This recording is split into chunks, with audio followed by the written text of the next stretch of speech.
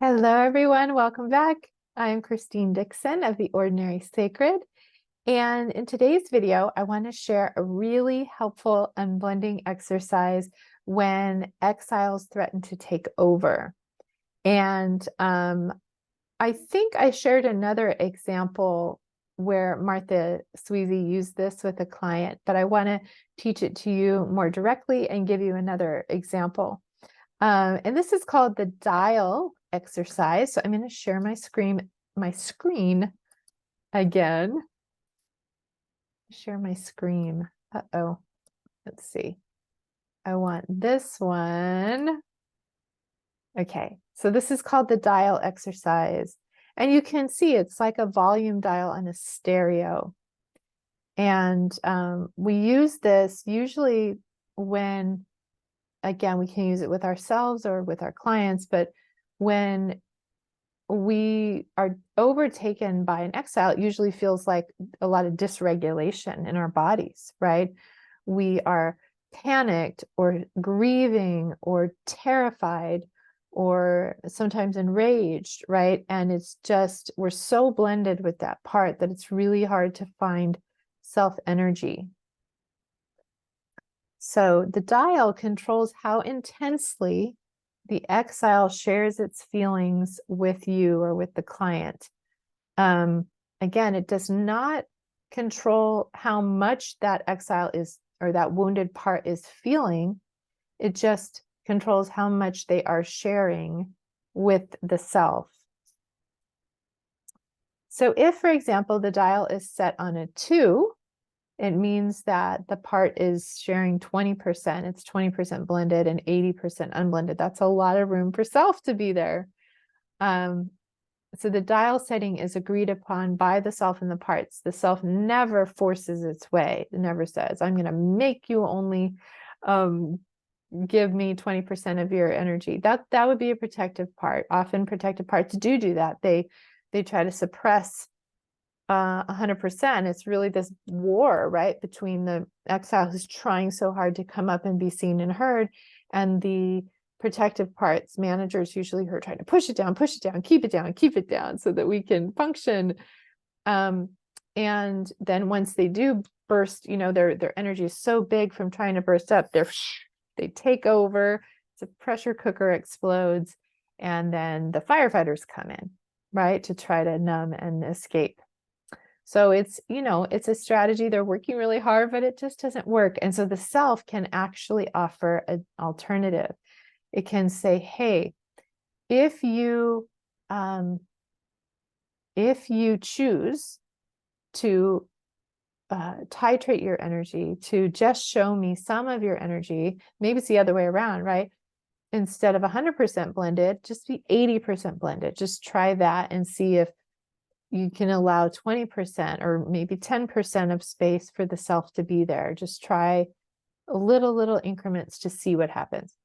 So the dial works because protectors fear being emotionally overwhelmed by exiles, and exiles are willing to negotiate not to overwhelm them as long as they know that they're going to get attention from the self.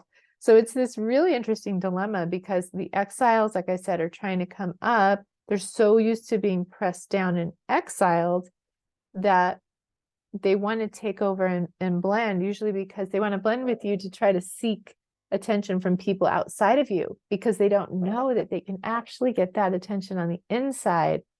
So once the protectors know that they're not going to overwhelm, then both they and the protectors can make room for the self to interact with the exile, the wounded, overwhelmed part. And that's where the healing happens. But there really is a lot of negotiation on the inside. And there's a law of inner physics that parts can blend and unblend at will. It's really amazing. They can make room for other parts, for the self, if they want to. And so it's really about meeting their concerns and their fears about doing that so that they choose to do it on their own. And sometimes it's just an experiment, like, just can you try it and see what happens? And once they experience that it's really, really good when they do that, when they make room for self, because now they have this inner resource, this inner being that is unconditionally loving and can listen to them and hold them and love them. And they want to make room for that, right? Okay. So now I'm going to share an example with you from, of course, none other than Internal Family Systems Therapy for Shame and Guilt by Martha Sweezy. And this is with her client, Jasmine. And Jasmine's exile. All right. So Jasmine is a 32-year-old cisgender married Jamaican American lesbian woman who came to therapy looking for help with a long history of anxiety and depression. She had been in therapy for several months when this conversation took place. So Jasmine's manager starts the session by saying, I'm so afraid of getting overwhelmed. This is a big fear of a lot of our managers. So I have to, function. I can't see you at 8 a.m. and then go to work, but I also can't see you at 5 p.m. and sleep at night. Sometimes I think, what have I done? Maybe I should have just left all this alone. So what Jasmine is saying, what this manager is saying, is when I come to therapy, it unearths these really wounded parts that feel really overwhelming to the system. And then once they're on the surface, I can't function. I can't function at work. I can't sleep. So what do I do about this? So good question. Martha says, a part is telling you that you wouldn't be threatened with emotional overwhelm if you hadn't chosen to come to therapy right now. Right, so she's kind of reflecting back the concern. Is the concern that you're in therapy? And the manager says, I know, I was feeling bad. And Martha says, but this part is warning you that we're letting the cat out of the bag, right? Jasmine nods.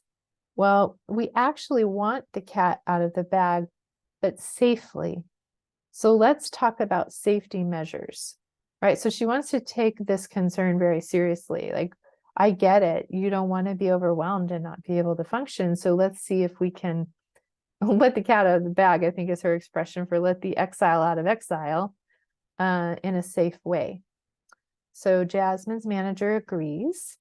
And Martha says, if you could help the anxious part, would you be this depressed? And Jasmine says, no. So again, Martha is reflecting here, she struggled with anxiety and depression, which are often very polarized parts in some ways. So she's saying the anxiety seems to be held, this panic, terror, anxiety response is held by an exile. And then the depressed part comes in to depress that, which ends up numbing the whole system and, not being able to have any affect. But it's in direct response to the anxious part. So Martha's saying, if we could help the anxious part, would the part that depresses need to do that job? And she says, no. So Martha says, does anyone else in your system object to you helping the anxious part? So she's checking to make sure we have permission, because if we're going to go toward an exile, we need to make sure there's no parts that object. Jasmine listens inside and says no.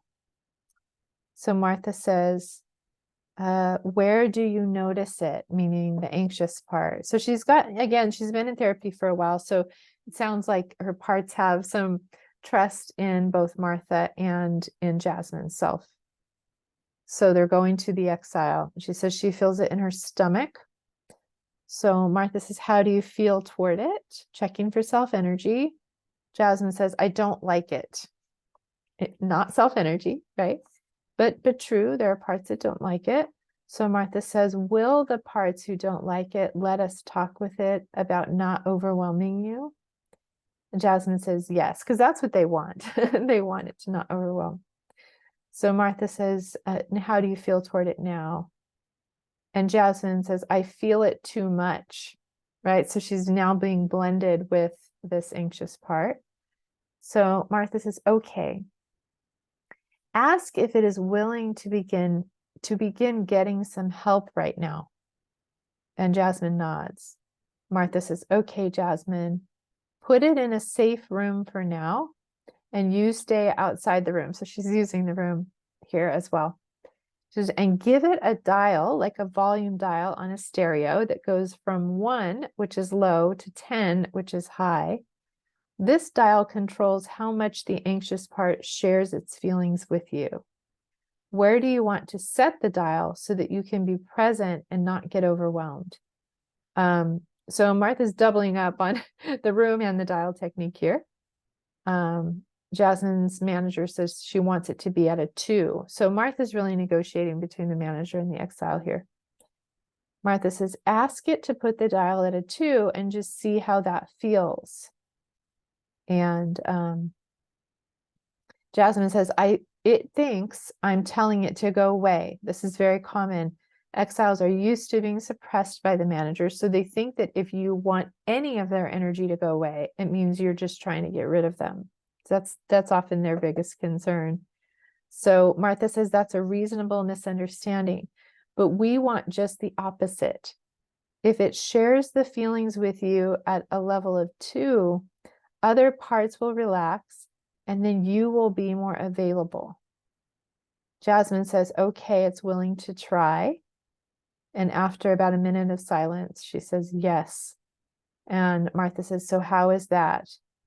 Jasmine's manager says, it's good, but what if it can't do this all the time? And Martha explains, this part was born, all the parts are born with this skill. It can turn the dial down whenever it wants. Will there be any obstacle to turning the dial down? And now it's kind of Jasmine's exile, I think, talking, saying, when I feel alone and I get scared. So Martha reflects back, the anxious part gets scared when it feels alone. And Jasmine nods. You can help with that. Would the exile like help? And Jasmine's anxious part nods. Yes, yes. So in this example, Jasmine starts off by feeling anxious, which could come from an anticipatory manager part or an exile. But using the dial, she discovers that her exile is scared of being alone and offers to help. So again, yeah, it's interesting.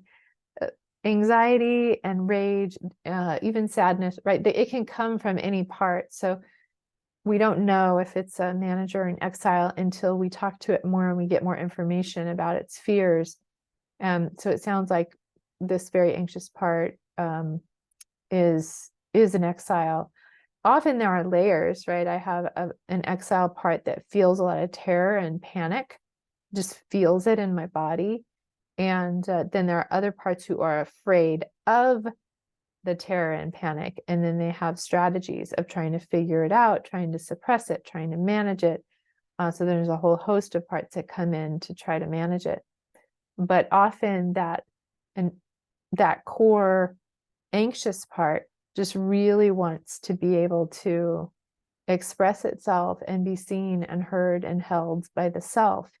So once those managers learned that that was actually the best, most effective solution, was to make room for self and even allow the panic terror part to get bigger and be with and be held by self, and then it relaxes.